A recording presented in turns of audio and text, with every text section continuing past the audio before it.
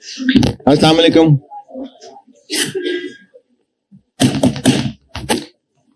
दुरूद शरीफ पढ़ लें।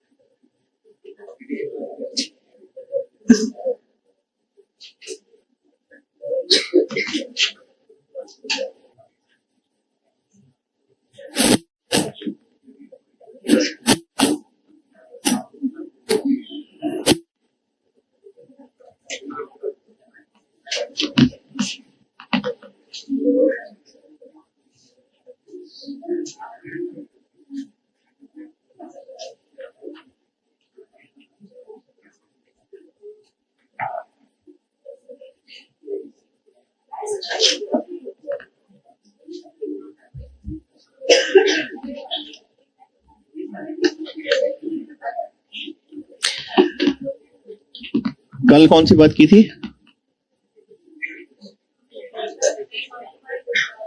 शुक्र वाली है, शुक्रगुजारी वाली। हाँ, शुक्रगुजारी वाली ना। अच्छा, वो अल्लाह से सवाल। हाँ, सही है, सही है। हैं? अच्छा।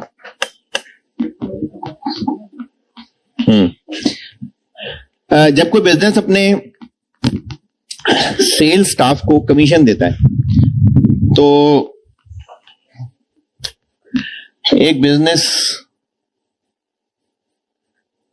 ने अपने एक स्टाफ 1 को कमीशन दी क्योंकि उसने चीजें बिकवाई थी। स्टाफ 1 ने कहा जी मैंने ना असल में स्टाफ 2 को समझाया था, वो मार्केट में जाके मैं मेहनत करके आया, तो वो कमीशन उसकी भी बनती है।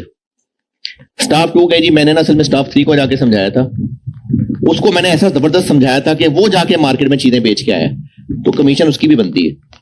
ये कहे मैंने ना स्टाफ 4 को समझाया था, उसकी मेहनत थी असल में। तो बिजनेस इन सब को कमीशन अगर दे भी, क्योंकि चैनल में तो सारे इन्वॉल्व हैं, तो अगर एक को कमीशन देता और अब उसके बजाय 4 को कमीशन देगा, अगर इसको 5% देता तो फिर सबको 5-5% देता जाए है, या कम होता जाएगा? क्यों कम होता जाएगा? क्योंकि इसके पास ना प्रॉफिट बहरहाल लिमिटेड है। इसने अगर अपने सेल्स स्टाफ में कमीशन बांटनी है और वो उन्होंने अगलों ने पूरा चैनल ही बना लिया है, तो ये बांटना अगर चाहे भी कि सबने मेहनत की है सबको मिलना चाहिए, तो फिर वो सबको पूरा पूरा बांटने की बजाय फिर हिस्से कम करता जाएगा। वो और भी 4 दोस्त ले आए, ये भी मेरे साथ थे, तो और हिस्से कम हो जाएंगे। हिस्से कम इनकी मेहनत कम की वजह से नहीं हो रहे हैं, उसके पास पैसे लिमिटेड हैं इसलिए हो रहे हैं। अल्लाह क्या ना रिवॉर्ड देने का निजाम ये नहीं है। यानी अगर इसने कोई बहुत नेक काम किया और उसका रिवॉर्ड था, लेकिन इसने जो नेक काम किया उसकी गाइडेंस इसने दी थी, या ये कह लें कि इसने उसको डायरेक्शन बताई थी कि फलानी जगह जाकर ये काम हो सकता है, तो इसने इसको डायरेक्ट किया था। शायद इसने इसको डायरेक्शन दी हो, शायद इसने इसको डायरेक्शन दी हो, तो वो जो इवेंचुअली नेक काम हो रहा है उसका जितना फुल रिवॉर्ड है ना, वो इन सब लोगों को पूरा पूरा रिवॉर्ड मिल रहा होगा, क्योंकि यहां पर देने वालों के पास पैसे लिमिटेड थे, अल्लाह के पास लिमिटेशन नहीं है। तो इसलिए जो किसी को नेकी के काम की तरफ डायरेक्शन भी बता रहा होता है ना, तो उसको भी पूरा रिवॉर्ड मिलता है। अब इसकी रेलेवेंस क्या है? अगर मिसाल के तौर पे मैं सदका करना चाहता हूं और मैं कहीं पैसा खर्च करना चाह रहा हूं, लेकिन मेरे पास पैसे नहीं है, मेरे किसी दोस्त किसी रिलेटिव ने मुझसे पूछा जी मैंने ना सदका करना है, तो मेरे दिल में आएगा कि ढूंढ लो खुद ही, तब तुम्हारा मसला है। मैं करना होता तो मैं कहीं ना कहीं कर देता, लेकिन अब मेरे पास पैसे नहीं है तो मैं अपना टॉपिक क्लोज कर लूंगा। और मेरा दोस्त अगर मुझसे पूछ रहा था तो मेरे दिल में आएगा कि खुद ही ढूंढे, खुद ही मेहनत करे। लेकिन अगर मैं उसके साथ मिलकर उसकी डायरेक्शन ठीक करवा दूं ना, तो उसके सदके का पूरा पूरा रिवॉर्ड मुझे भी मिलेगा, क्योंकि देने वाले के पास लिमिटेड रिसोर्सेज नहीं है। तो जो खैर की तरफ यानी अच्छे की तरफ डायरेक्शन देता है, दलालत करता है, तो उसका जो अजर है ना वो पूरा पूरा है किसके बराबर, जो वो काम असल में कर रहा होता है। तो इसलिए अगर हमें कहीं नेकी का मौका नहीं मिल रहा ना, लेकिन किसी की हेल्प गाइडेंस का मौका मिल रहा है, तो उसको भी ना जाया नहीं करना चाहिए, उसका पूरा रिवॉर्ड मिलेगा। कल मैंने वो वैल्यू निकालने की थोड़ी सी कहानी समझाई थी। तो वो जो बड़े हैं वो प्राइसेस मार्केट में कैसे सेट करवा रहे, present value of future cash flows discounted at required rate of return. Required rate of return से क्या मुराद है कि इन्वेस्टर जहां पैसा लगा रहा है,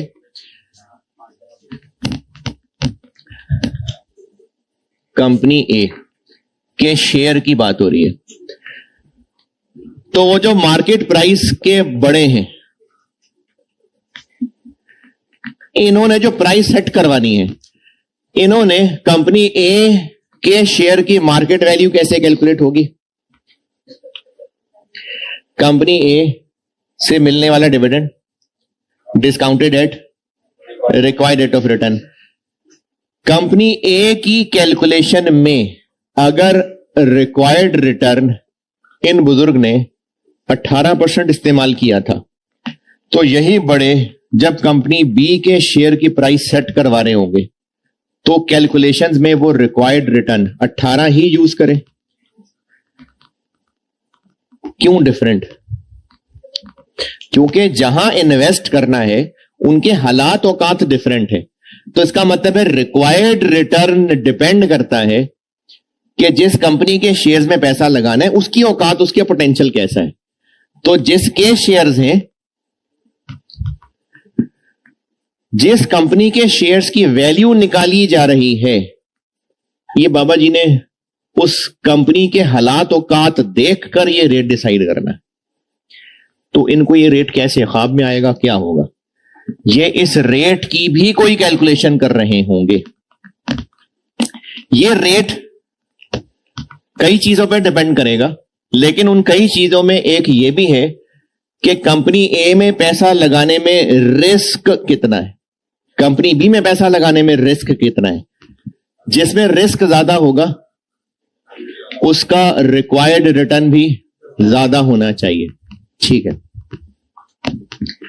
ये वाली बात दोबारा कि कल मैंने जहां बात की थी कि शेयर्स की मार्केट वैल्यू डिमांड सप्लाई से सेट होती है, लेकिन कोई तो बड़ा सेट करवा रहा होगा ना, तो वो जो बड़ा कैलकुलेशन कर रहा होगा, किताबी अजम्पशन क्या है कि ये बड़ा कैसे कैलकुलेशन कर रहा होगा, ये किताबी अजम्पशन है कि जिस कंपनी के शेयर्स की वैल्यू लगानी है, इन्वेस्टर बन के सोचें कि उस शेयर में अगर पैसा लगा दिया तो कल को जो डिविडेंड्स मिलेंगे डिस्काउंटेड एट। तो आज मैं ये बात कर रहा हूं कि हर शेयर की वैल्यू निकालने के लिए required rate of return different होगा, जो कि उस कंपनी की औकात पोटेंशियल पे डिपेंड करता होगा, और उस पोटेंशियल के अलावा रिस्क पे भी डिपेंड करता होगा। जिस कंपनी में पैसा लगाना जितना ज्यादा रिस्की होगा, ये हजरत उतना ज्यादा रिटर्न रिक्वायर हाई रख के फिर वैल्यूएशन करेंगे। अगर इतनी सी जो मैंने बात की है, इसके बारे में कोई 2-4 लाइनें अपने आप के लिए लिखना चाहें तो लिख लें, कुछ भी लिखना चाहें तो लिख लें।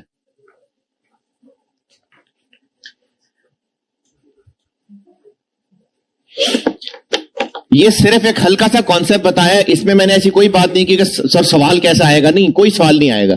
अभी मैंने आपको सिर्फ एक छोटा सा कॉन्सेप्ट बताने की कोशिश की है कि किसी भी शेयर की जब प्राइस निकाली जा रही होगी, ये जो कल कॉन्टेक्स्ट बताया था ना, उसी में बात हो रही है, तो वो मार्केट का बड़ा जो प्राइस कैलकुलेट करवा रहा होगा, वो ये कैलकुलेशन कैसे कर रहा होगा, इस पे बात कर रहा हूं कि हर कंपनी के शेयर की वैल्यू निकालने के लिए क्या रिक्वायर्ड रिटर्न इस्तेमाल हो रहा होगा उस कंपनी को देख के। जितना ज्यादा उस कंपनी में इन्वेस्ट करने का रिस्क होगा, कैलकुलेशंस के लिए रिक्वायर्ड रेट ऑफ रिटर्न उतना ज्यादा रखा जाएगा। अगर इतने से आपको कुछ लगता है लिखने वाली बात तो लिखिएगा, नहीं लगता तो रहने दीजिएगा।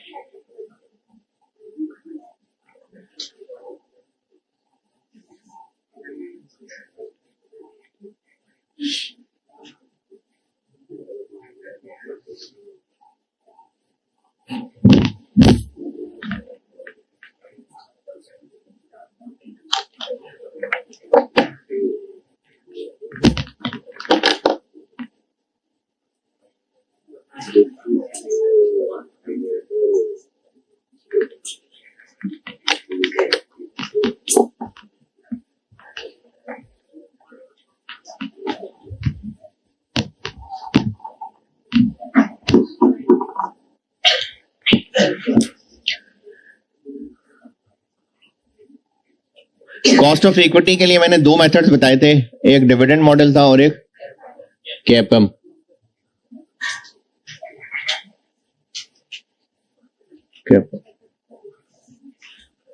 कैपम बनता है capital asset pricing model.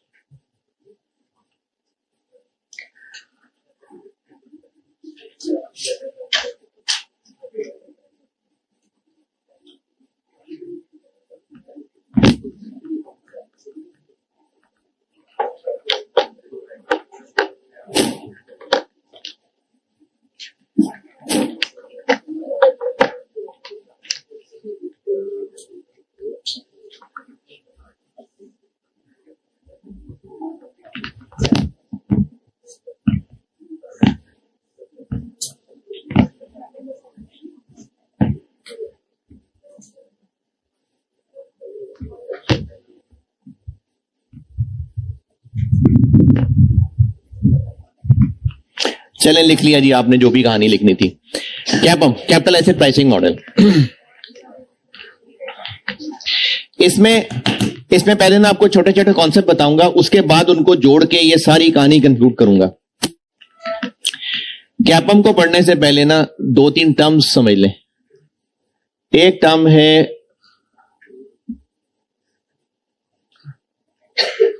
Return on risk free investment, और इसको प्यार से आइंदा मैं RF कहा करूंगा,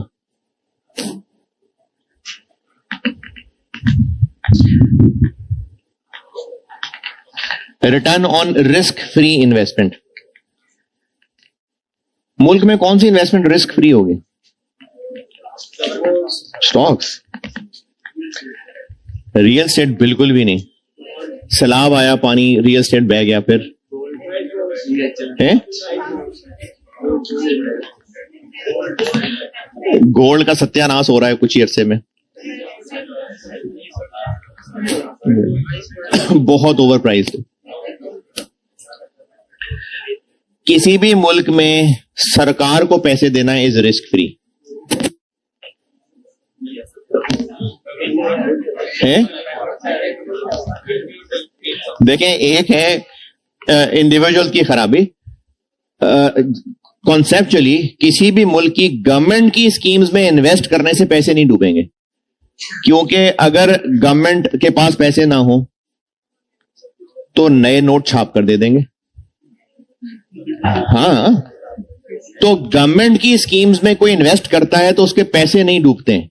तो इसलिए गवर्नमेंट की स्कीम्स में अगर कोई इन्वेस्ट कर रहा है तो वो रिस्क फ्री इन्वेस्टमेंट है।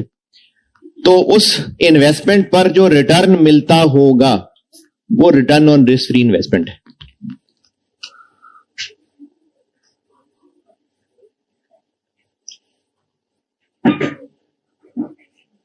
जो गवर्नमेंट की स्कीम्स हैं,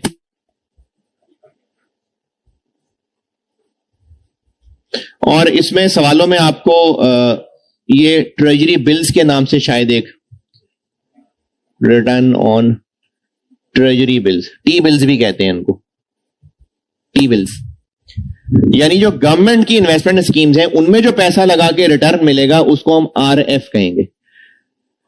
गवर्नमेंट की स्कीम में पैसा लगाएंगे ना तो फिर डूबना नहीं है, इसलिए वो रिस्क फ्री इन्वेस्टमेंट है, तो उस पर जो रिटर्न मिलता है वो आरएफ है। ये कम होगा कि ज्यादा होगा? क्यों कम होगा? क्योंकि रिस्क नहीं है।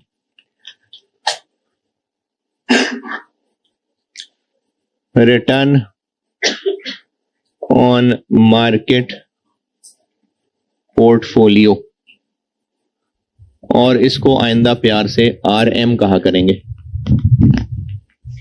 Return on market portfolio.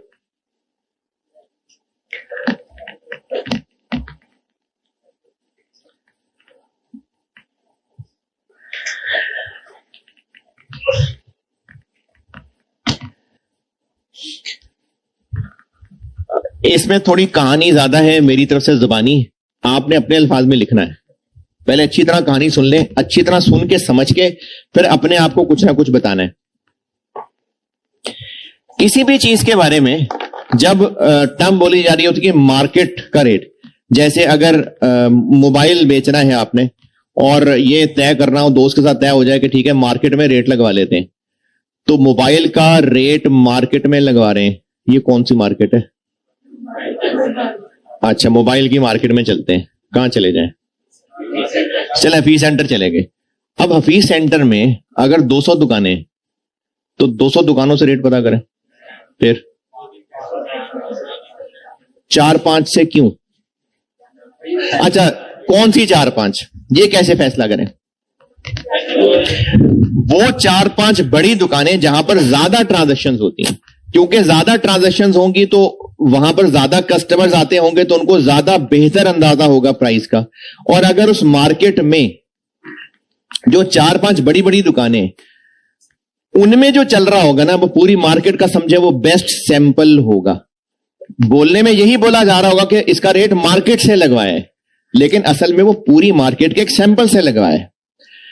और मिसाल लेते हैं, ये जो नौकरियां जब एडवर्टाइज हो रही होती है ना, तो एक बहुत कॉमन सेंटेंस बोला जा रहा होता है, एडवर्टाइजमेंट्स में लिखा जा रहा होता है कि मार्केट बेस्ड सैलरी। ये मार्केट क्या, उनका भी वी सेंटर में रेट लगवाएंगे जाके? यानी आप जैसे कहीं जी इसके सीए फ्रेश अभी क्वालिफाइड है, तो मार्केट में क्या रेट चल रहा है उसका, तो उसका भी फी सेंटर में रेट चल रहा होगा। तो उस नए चार्टर्ड अकाउंटेंट का मार्केट में क्या रेट चल रहा है? कौन सी मार्केट? सीए की कौन सी मार्केट? हाँ, नहीं, आई कैप ने कोई लिस्ट नहीं जारी की। इंडस्ट्री में फ्रेश क्वालिफाइड सीए का मार्केट में क्या रेट चल रहा है, ये कैसे चेक होगा? वो कंपनीज जहां पर सीएज को नौकरी मिलती है, और वो तो हो सकता है पाकिस्तान में 2000 कंपनीज हो, उनमें से वो 20-30 कंपनीज जहां पर ज्यादा सीएज हायर किए जाते हैं और वो रेगुलरली हायर कर रहे होते हैं, वहां पर जो लोग सैलरी दे रहे हैं वो हम कहेंगे कि मार्केट है। यानी किसी भी चीज के बारे में जब मार्केट की बात की जा रही होती है तो लफ्ज मार्केट है, लेकिन प्रैक्टिकली उस मार्केट में मौजूद बड़े बड़े जो 4-5 प्लेयर हैं, सिर्फ उन्हीं को सैंपल लिया जाता है। और मिसाल, स्टॉक मार्केट में अगर मुझे पता नहीं है, ऐसी हवाई फिगर बता रहा हूं, लेट्स से स्टॉक मार्केट में 4000 कंपनीज रजिस्टर्ड हैं, तो क्या रोजाना उन 4000 कंपनीज के शेयर्स बेचे खरीदे जा रहे होंगे? नहीं, बिल्कुल भी नहीं। जरूरी क्या? बिल्कुल भी नहीं। कई कंपनीज होंगी जिन्होंने रजिस्टर करवाया था, उनको लिफ्ट ही कोई नहीं कराता होगा।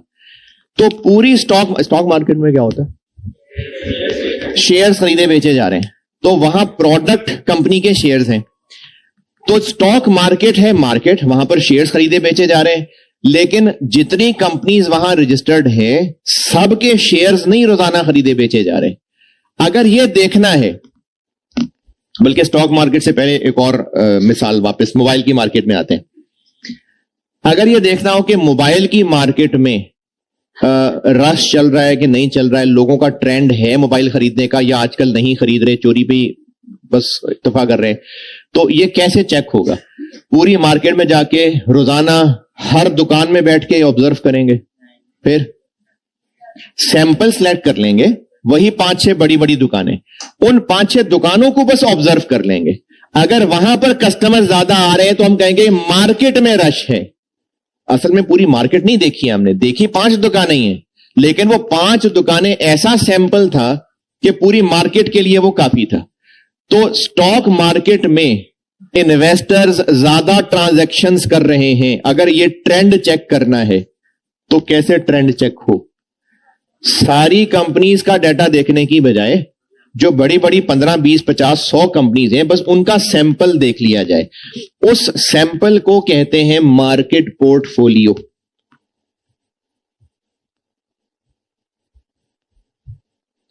स्टॉक मार्केट में जितनी कंपनीज हैं उनमें से टॉप 50-30, किसी मुल्क में 500 कंपनीज होती होंगी, किसी में 100 होती होंगी, किसी में 50 होती होंगी, ये मुल्कों पे डिपेंड करता है।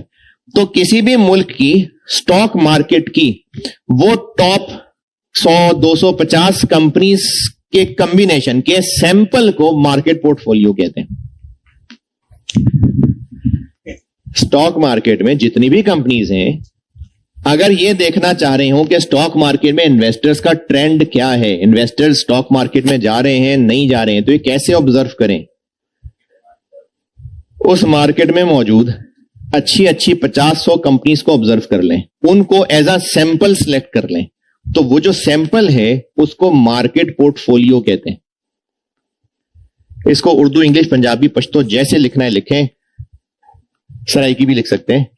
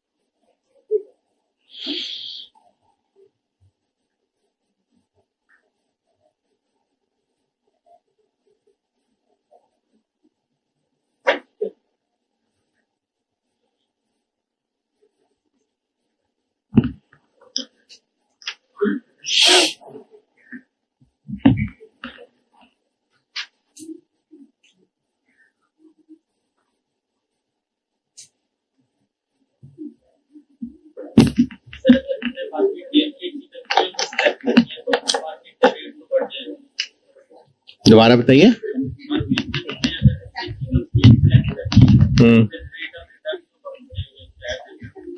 नहीं, मैंने भी रेट ऑफ रिटर्न की तो बात नहीं की, अभी तो बताया मार्केट पोर्टफोलियो क्या होता है।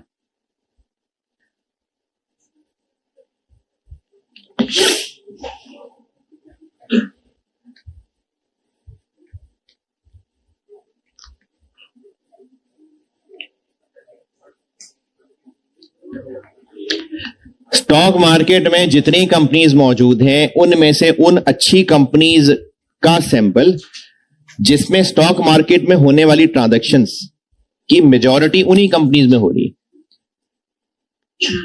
वो मार्केट पोर्टफोलियो है। जैसे मैं फिर दोबारा मोबाइल मार्केट की मिसाल दे रहा हूं कि अगर एक दिन में मोबाइल की पूरी बिल्डिंग में, जो मोबाइल मार्केट की पूरी बिल्डिंग है, उसमें अगर 10,000 कस्टमर्स आए तो हमने अगर 5 दुकानों को सैंपल कलेक्ट किया तो उसको हम सही सैंपल इसलिए कह रहे हैं कि उन 10,000 में से हो सकता है 7,000 कस्टमर्स उन्हीं 5 दुकानों में आए हो। तो इसी तरह से स्टॉक मार्केट में बहुत सारी कंपनीज हैं, रोजाना बहुत सारी कंपनीज के शेयर्स खरीदे बेचे जा रहे होंगे, लेकिन उस स्टॉक मार्केट की टॉप लेट से 100 कंपनीज, क्योंकि पाकिस्तान में इसको KSE 100 इंडेक्स के नाम से मशहूर है ये,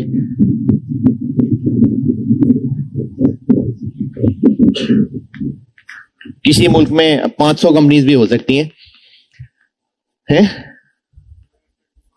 हाँ जी, वाह यार। तो ये सैंपल जो है ना, ये सैंपल मार्केट पोर्टफोलियो है।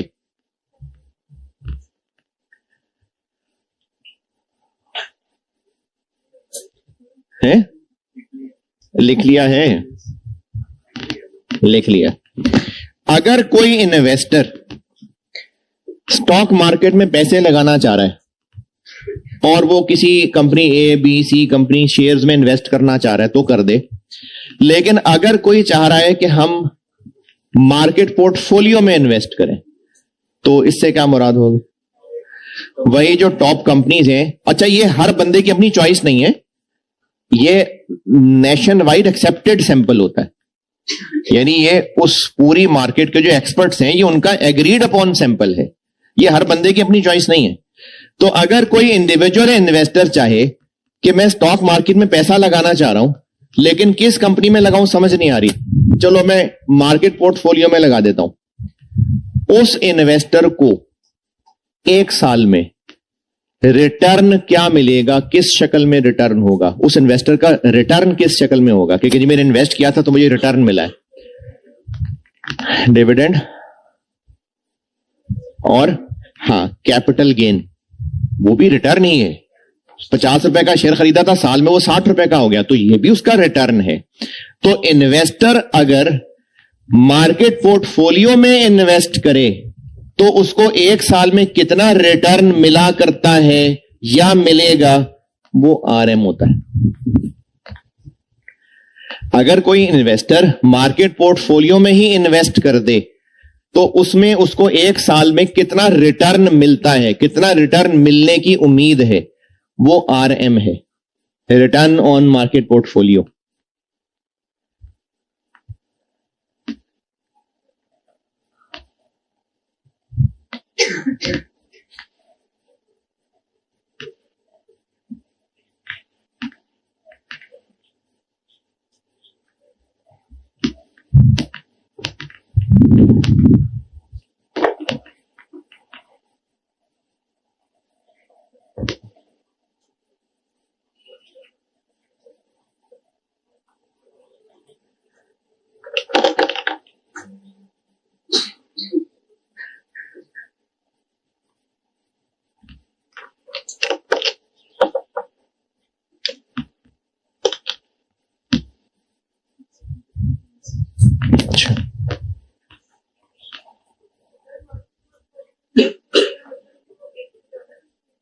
जी, यानी इस पूरे सैंपल में इन्वेस्ट करे, थोड़े पैसे शेल में लगा दे, थोड़े PSO में लगा दे, थोड़े PT सेल में लगा दे, इस तरह से ना इन सब कंपनीज में पैसा लगा दे।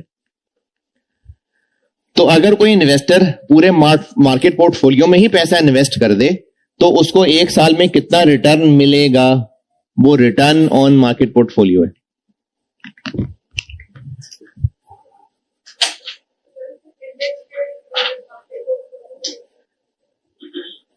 किसमें? इंडेक्स शेयर्स क्या होते हैं? ये कहां पड़ा?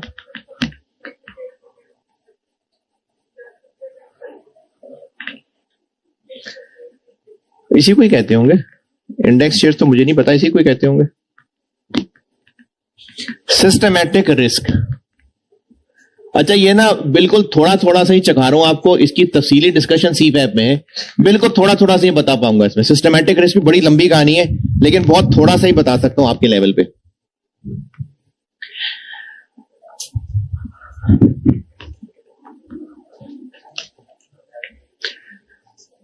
एक इन्वेस्टर का किसी भी कंपनी में इन्वेस्ट करने में रिस्क क्या होता है? कि जो पैसा वो इन्वेस्ट कर रहा है वो वापस मिले ना मिले, लेकिन ये वापस मिले ना मिले का रिस्क लोन के लिए ज्यादा इंपॉर्टेंट है। कंपनी के शेयर खरीदने में ये रिस्क नहीं होता पैसा वापस मिले ना मिले। कंपनी के शेयर में इन्वेस्ट करने वाले को रिस्क ये होता है कि जितना पैसा मैं सोच रहा हूं कि कंपनी ग्रो करेगी, हो सकता है ग्रो ना करे, हो सकता है कंपनी बैठ जाए, तो जो मैं पैसा इन्वेस्ट कर रहा हूं पता नहीं ये इन्वेस्टमेंट अच्छी लगे या गिर जाए। ये उसको फिक्रें दो वजहों से होती हैं। एक, उस कंपनी में अपने मसले हो सकते हैं, उस कंपनी की मैनेजमेंट उतनी काबिल नहीं है, कंपनी का सत्यानाश कर देंगी गलत फैसले करके। इसको कहते हैं नॉन सिस्टमैटिक या अनसिस्टमैटिक रिस्क।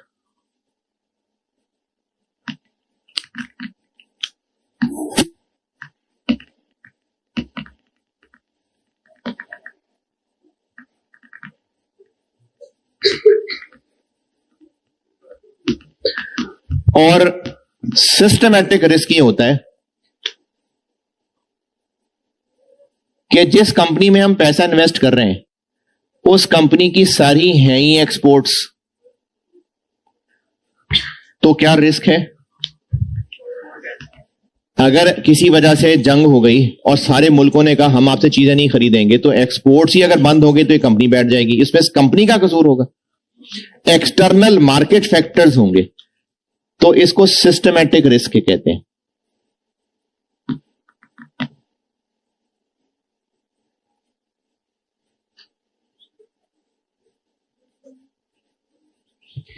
किसी कंपनी में पैसा लगाए और इन्वेस्टर को डर लग रहा हो, अगर वो डर उस कंपनी की अपनी मैनेजमेंट की नाअहली की वजह से, तो वो डर अनसिस्टमैटिक रिस्क है।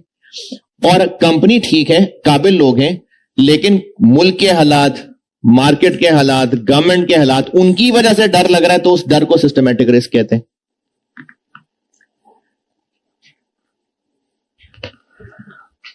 सिस्टमैटिक रिस्क को एक लेटर से रिप्रेजेंट करते हैं। ये क्या है? बीटा। तो सिस्टमैटिक रिस्क को एक लेटर से रिप्रेजेंट करते हैं, बीटा।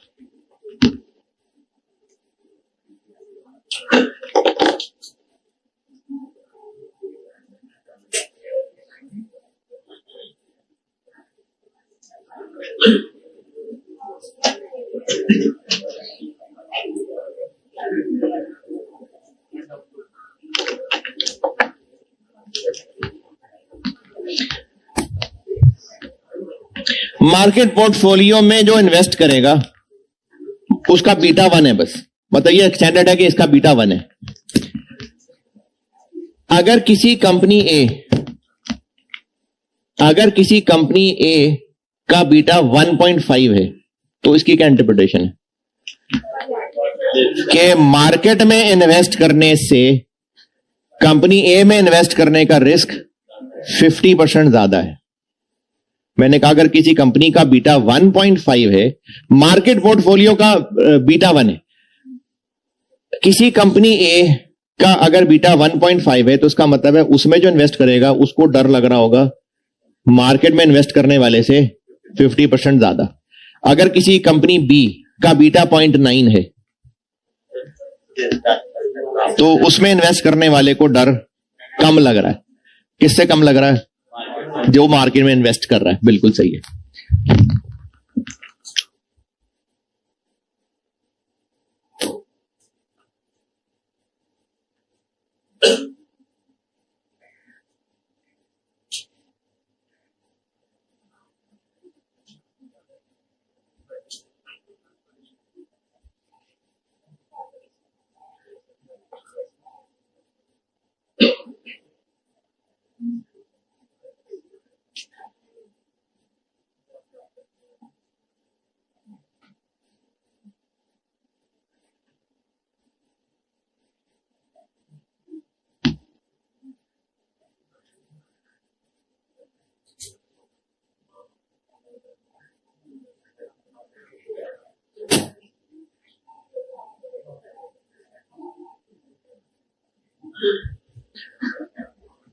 अगर किसी कंपनी का बीटा 1 से ज्यादा है तो इसका मतलब है उसमें इन्वेस्ट करना मार्केट पोर्टफोलियो में इन्वेस्ट करने से ज्यादा रिस्की है, और इसी तरह इसका उलट।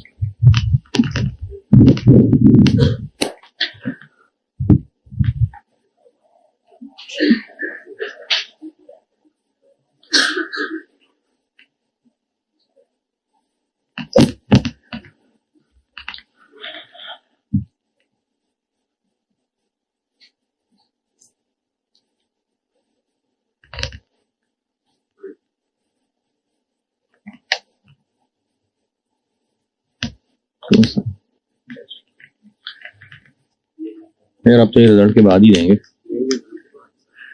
भाई। आप में से जो बच्चे कुछ वापस आएंगे तो ये लॉन्ग टर्म डिसीजन मेकिंग का टेस्ट कर लें।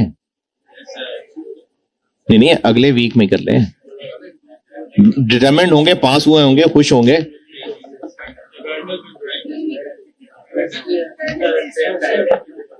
ठीक है, जुमेरात जुम्मा को।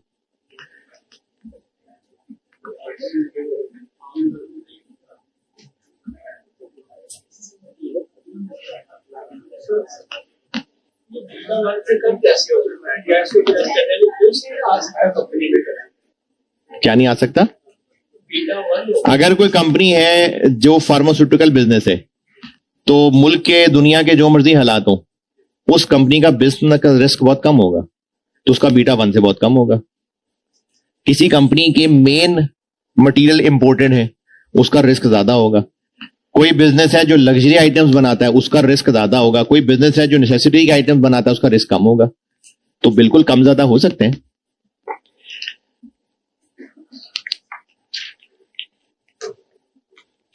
अच्छा, अब इसका समेटना कि ये क्या है, उसका करना क्या है।